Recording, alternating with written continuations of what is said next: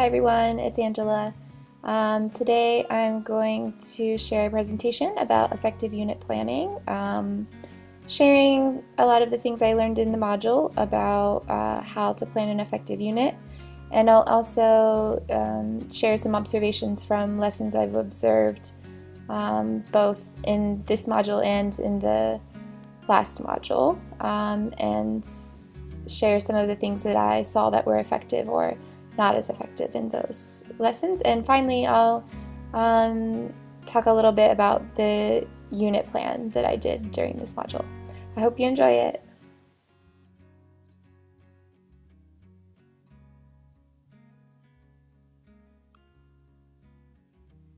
Alright, in this presentation, I'm going to share with you some of the things I've learned about unit planning in this module. Some of the things that I've witnessed while I've been observing lessons. I observed lessons with 3 of the teachers at my own school, and I also observed 3 video lessons for this unit that I've been planning. I found some videos of grade 2 language arts lessons online that were really similar to the topic of my unit. So as I go through these aspects of unit planning, I'm going to share observations from those lessons, and finally at the end of the video I'll go through my own unit plan that I developed in this module. So first of all, effective unit planning should start at the end. First we should determine what we want to achieve and then go back to figure out how we can get there. So this is referred to as backwards design. Starting at the end means that you need to have a clear goal for students. A lot of times these are laid out in state standards, so having a clear standard or a learning target. And this allows you to determine what students are going to need to know, understand, or be able to do. So this is something that really stuck out to me when I was watching the video lessons. Since all of my teaching experience has been overseas and in an ESL setting, and I've never worked in an international school, I haven't actually worked with a set of state standards, so watching videos of teachers working in the US was really useful to me to see, especially how they posted and shared with the students in every lesson, not only what they needed to know, but why they were doing the activities that they were doing. And I really think this is so useful. All of the second grade lessons that I watched, the teacher shared with the students. And it also helps to practice academic language because a lot of times the standards are written using these academic terms. So I find that teachers who are effective in their lessons are sharing those standards with the students. And the same goes for objectives. You need to have clear and measurable objectives, and those should also be shared with the students. So that's another thing that I saw when I watched the lessons on YouTube, was all 3 of those teachers shared and posted the objective of the lesson. So students were really clear on what was expected of them and why they were engaged in the learning activity.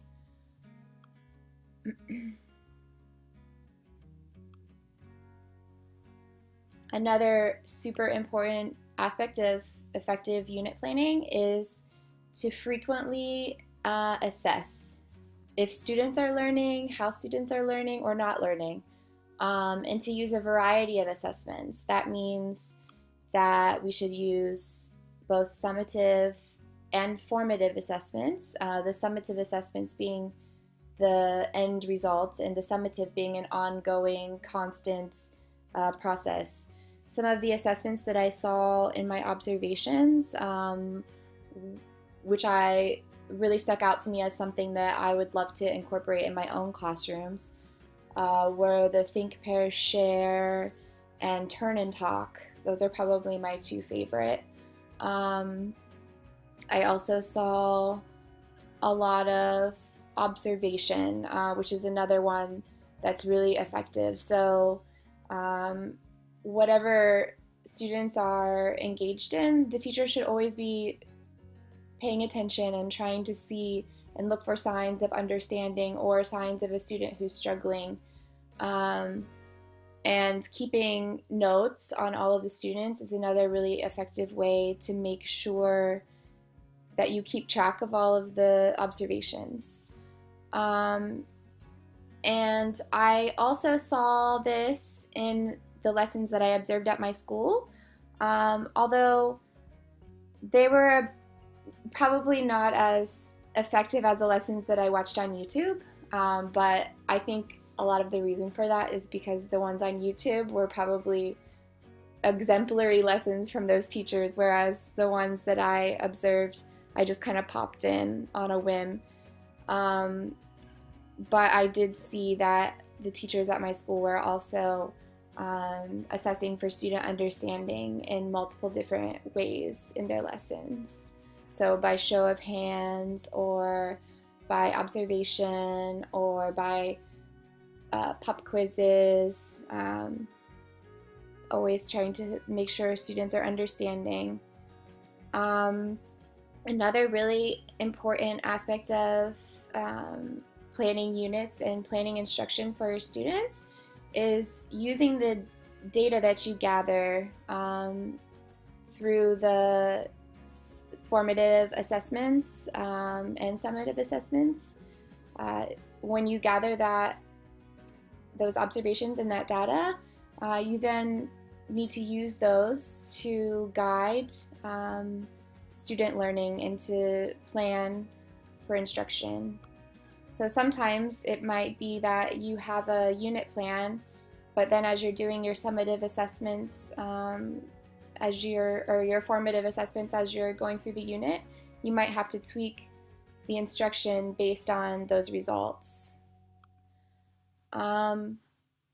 Another aspect of effective unit planning is incorporation of innovative teaching practices. That can mean using technology in the classroom, using game-based learning, project-based learning, basically trying to break outside of the box and make learning interesting for kids in today's day and age.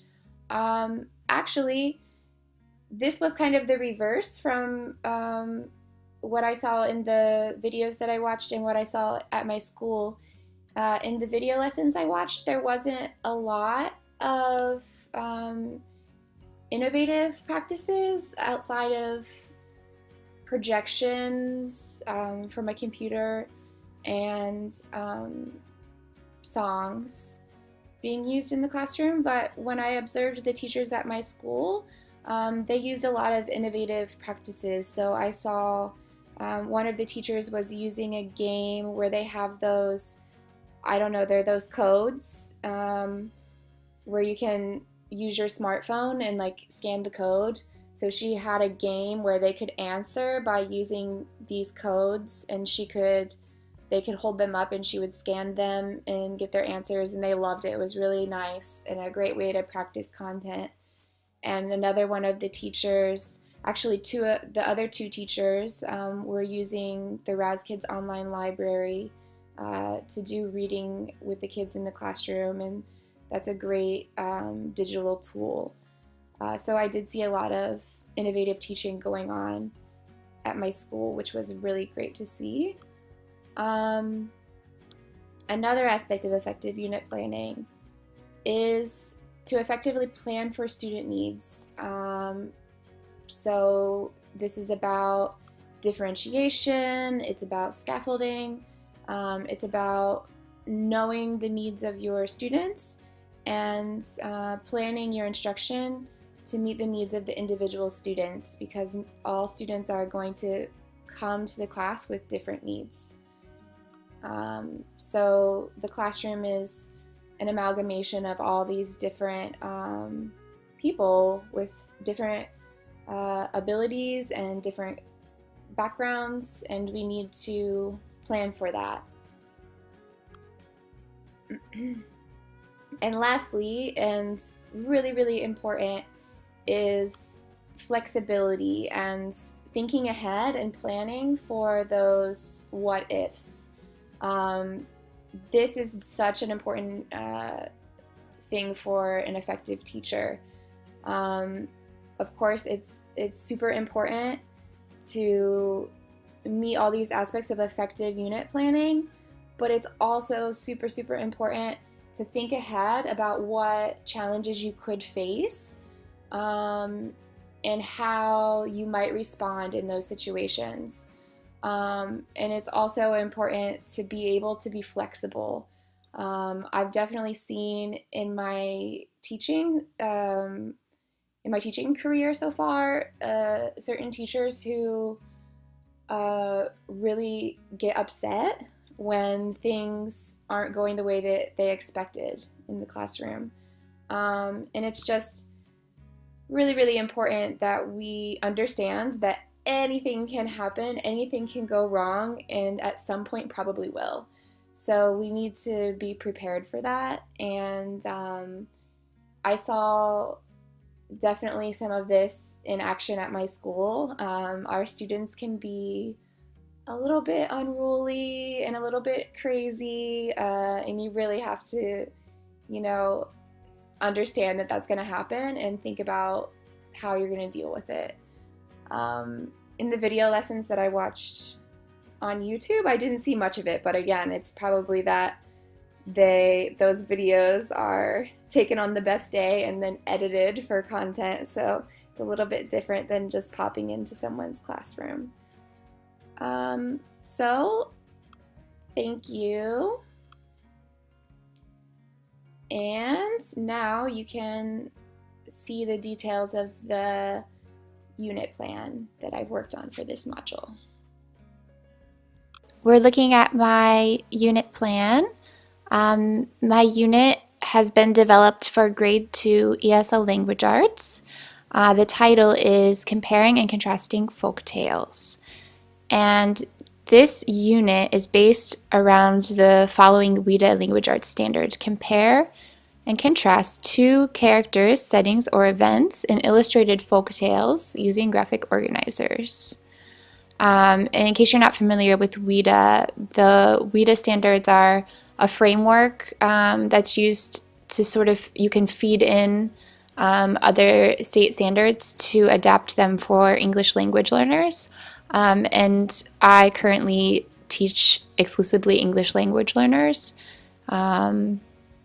So keep that in mind as I share my unit plan, because it's definitely specifically targeted towards students who are learning English as in my case, third language, and they don't have a very high level actually. So anyway, the big ideas and enduring understandings I'm sharing here. Of course, I've been developing this unit in Module 5. So I started with the standards, and from the standards, I came up with the big ideas. And it's been fairly consistent through the module. I started with the big ideas, and they've pretty much stayed the same, and I then developed the objectives, and I did add a few, but they've generally also stayed the same. So I feel like the starting point that I had at the beginning of the module worked out really well, and I was able to develop it into a unit pretty successfully, and I really enjoyed doing it.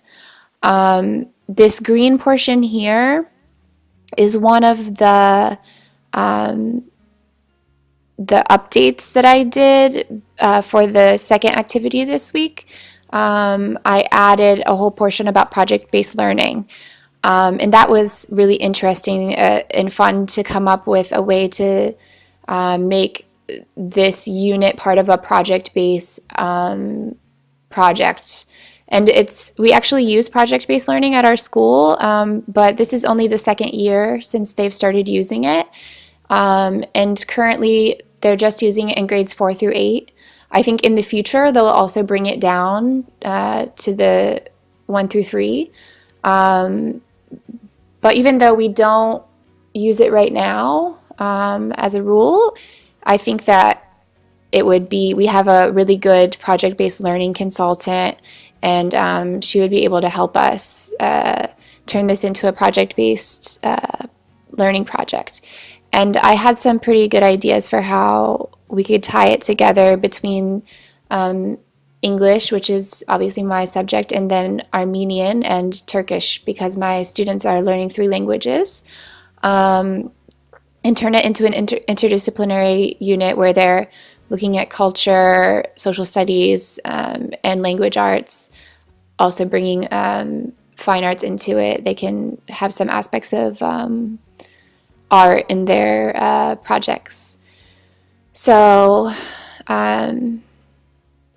yeah, and I developed an inquiry question to kind of extend one of the big ideas from the unit, that they can think about what they know about the cultures that produced different versions of the folk tales that we'll be reading in the unit, and to think about why the different cultures might have slight differences between their versions, and to think about whether the cultures may have influenced those differences and why, and in what ways. So over the course of this module, I developed 3 detailed lesson plans. The first one is about story elements, the second one about sequencing events from a story, and finally the third one is about comparing and contrasting stories. And again, I developed the lessons in this order in the module, and it ended up being a really nice progression. When I mapped out, I'll just go down a little bit for a second. When I mapped out my objectives, this chart, I started with the lower level of Bloom's taxonomy and progressed to the higher levels. And actually, that really follows the way that those objectives fall in my unit. So we're kind of starting with the remembering in the beginning and slowly building up to the analyzing and creating at the end of the unit. Here I added, this is another one of my revisions, where I added the innovative practices. And actually, for the mobile learning technology, I really use these things already in my classes. We have an online learning library, and I also use Oxford OWL, and kids can access those platforms from home through smartphones or tablets or computers. And also I use a lot of game-based learning, and as you can read in my unit plan, I find it's actually really necessary to keep my kids interested. I understand that it's really difficult for them to try to listen to a language they don't understand very well for an hour and a half every day, especially when they have a lot of pressure, especially for grade 1 students in Turkey. They go from kindergarten where they're playing all day and they don't have to learn how to read or write, and then to grade 1 where they have to learn to read and write in 3 languages in 1 year. So it's really quite difficult for them. So I really try to keep them engaged through using lots of games in the classroom. And I also pointed out in my live binder that I find games are actually an effective behavior management tool because they motivate students, and the students know that in my lessons, if they want to be able to play a game, then they need to be able to focus and and stay on task during the first part of the lesson. So rather than, using some punishment or, having to get angry at them, I can motivate them in a positive way. And it's also, at the same time as they're playing games, they're learning content. So for summative assessments for this unit, there's going to be 2 main projects. And I should say that this unit is based around clear goals, but it's also focused on these projects. So there's one project that they'll complete midway through the unit, and this one they'll have a project menu that they can select which project they'd like to complete, and each of those is a little bit different. You can look at my unit or my lesson plan for the story sequencing if you're more interested in knowing the different projects available. And then for the summative assessments for both projects, I'll use a rubric, and I like to use rubrics because it makes scoring easy for the teacher, and it allows you to share specifically with the students before they do their project what you're looking for, and it allows you to be specific. It's been interesting being a student again and in Teach Now. I always look at the rubrics because I want to know exactly what my teacher is going to be looking at. So again, I feel that we should also provide that for our own students. My rubrics, and then I already showed a little bit my objectives. Again, they progress from the lower level of learning to the higher levels as the unit progresses. And here's just a brief outline of the unit. And as far as the effectiveness of my unit, it's really, I think you can't really answer that question until you practice it, because again, like sometimes you think you have a brilliant plan and you've covered all your bases, but things do not always go the way that you planned. So planning for me is just a constant, a constant process of improving upon what I did last time. So I'll have to teach this unit, and then I'm sure I'll find things that can be improved in it.